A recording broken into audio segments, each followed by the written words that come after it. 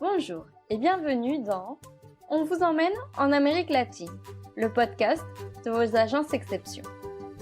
Je m'appelle Anne et je vous invite à me retrouver tous les 15 jours pour partir à la découverte de l'Argentine, de la Bolivie, du Chili, du Pérou et du Paraguay.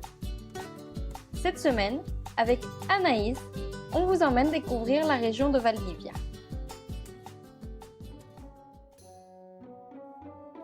Il y a dans le sud du Chili une région qui fait moins parler d'elle que la Patagonie australe, le désert d'Atacama ou l'île de Pâques. Il s'agit de la région des fleuves, dont Valdivia est la ville principale. En réalité, cette région est toute jeune, puisque jusqu'en 2007, elle faisait partie de la région des lacs. Pourtant, si le climat y est semblable, les paysages sont sensiblement différents. Dans la région des lacs plus au sud, on trouve d'innombrables lacs avec en général 1 ou 2 volcans au fond. La région des fleuves est également très riche en eau, mais c'est par sa végétation et sa concentration d'espèces d'arbres endémiques qu'elle se démarque. Ces forêts sont si caractéristiques qu'on les appelle selva valdiviana, les forêts valdiviennes. On vous emmène dans cette contrée toute en nuances de vert.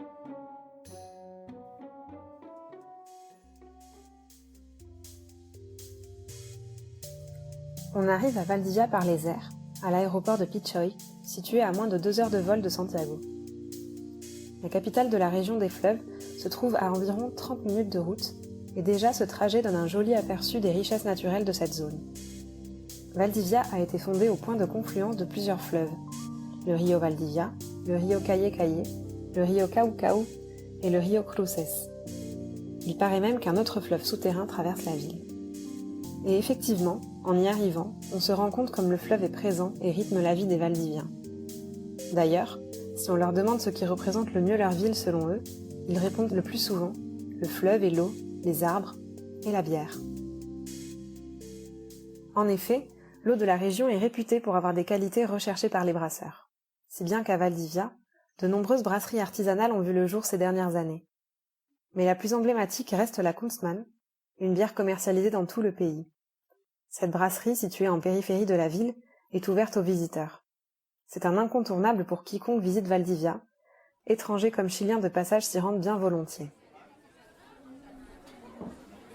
Mais revenons au centre de la ville de Valdivia. Au bord du fleuve, on visite la typique Feria Fluvial, le marché, où l'on trouve poissons et fruits de mer, mais aussi fruits, légumes et produits de la région, comme le fromage et le miel. Se promener entre les étals du marché est la meilleure façon de découvrir la variété des produits locaux, mais aussi les habitants de la ville. Toutefois, la vraie attraction se trouve à côté du marché, sur les bords du fleuve. Une colonie de lions de mer a élu domicile à Valdivia. Bien au fait des horaires du marché local, ces animaux imposants s'installent derrière les étals des poissonniers qui leur jettent les découpes de poissons. Ce spectacle amuse autant les adultes que les enfants. À Valdivia, le lion de mer est considéré comme un autre symbole de la ville. Généralement, on le trouve allongé avec ses congénères sur des pontons qui flottent sur le fleuve. Mais il arrive aussi parfois qu'il déambule dans les rues. La ville même de Valdivia présente un intérêt relatif. La plupart des bâtiments historiques ont été détruits par le séisme de 1960, le plus important jamais enregistré, avec une magnitude de 9,5, puis ils ont été remplacés par des constructions plus récentes. On peut tout de même se promener sur les places Pedro de Valdivia et de la République, longer les quais pour observer le pendule moderne qui s'y trouve et visiter le musée naval O'Brien qui se trouve dans un sous-marin. Le marché municipal et le marché artisanal sont aussi des visites amusantes et pittoresques. Sur l'île Teja, qui est délimitée par les fleuves Cruces, Caucau et Caye Caye, se trouvent quelques jolis parcs et centres culturels. Par exemple, on peut visiter le jardin botanique, juste à côté de l'Université australe du Chili, ou bien le parc Santa Inés et son humedal, ou marécage. Plus loin sur l'île se trouve l'Arboretum, qui jouxte le parc Saval.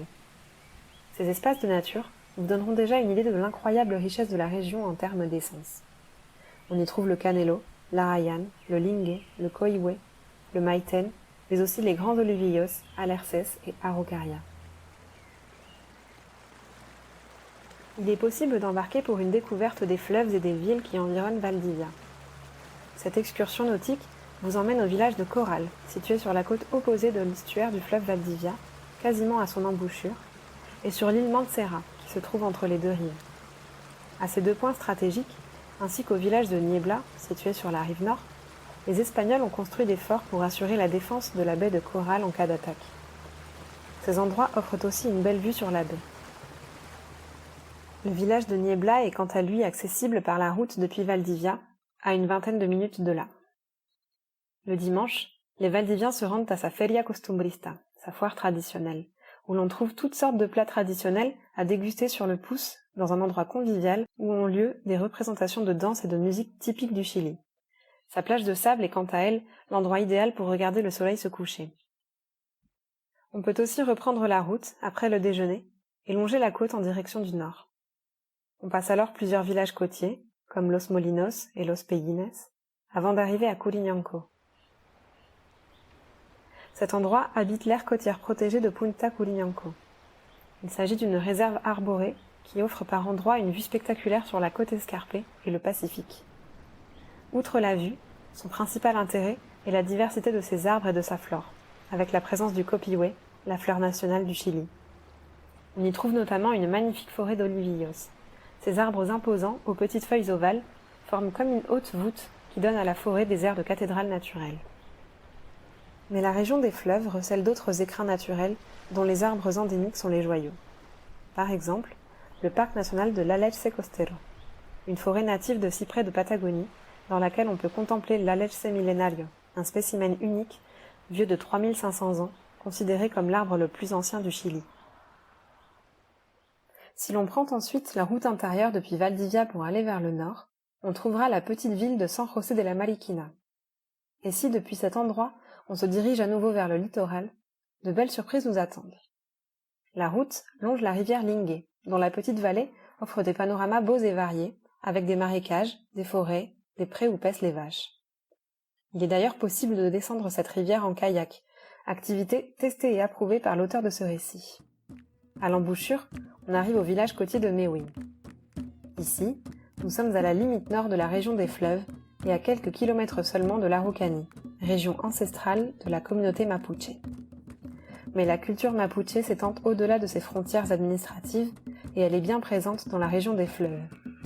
On la retrouve notamment dans les noms des localités, Mewin, Nahuel, Pichicuyin. Mewin est un petit village tranquille qui attire les vacanciers en été, notamment les surfeurs qui viennent profiter de sa large plage. Parfois, depuis le rivage, on voit passer les toninas, des dauphins chiliens. C'est là que débouche la rivière Lingue. À l'extrémité sud de la plage, de l'autre côté du pont qui traverse la rivière, se trouve le village de pêcheurs de Mississippi. On peut se demander pourquoi ce nom. En réalité, il a été donné en hommage à l'État américain du Mississippi, qui a envoyé de l'aide humanitaire dans la région après le terrible séisme de 1960 et le tsunami qui a suivi. On peut s'arrêter à Mississippi pour déguster des empanadas de Sierra, le meilleur poisson de la région. Si l'on continue de longer le littoral en direction du sud, on arrive dans une zone avec beaucoup de relief et qui offre des vues uniques sur l'océan. C'est la pointe de Maiquillahue, qui fait face à l'île du même nom. Celle-ci est un sanctuaire pour une colonie de manchots de Humboldt, une autre de manchots de Magellan, quelques lions de mer et plusieurs espèces d'oiseaux marins. Nous avons eu la chance de découvrir cet endroit confidentiel au crépuscule. C'est ici, à la pointe de Maiquillahue, face au Pacifique, que prend fin notre découverte. Ces endroits ne sont que quelques exemples de ce que l'on peut découvrir si l'on s'aventure dans les environs de Valdivia, dans la région des fleuves. Il s'agit d'une contrée très riche en flore, mais aussi en faune, notamment aviaire et marine. C'est surtout une région encore peu connue, qui sort des sentiers traditionnels et des parcours classiques des voyageurs.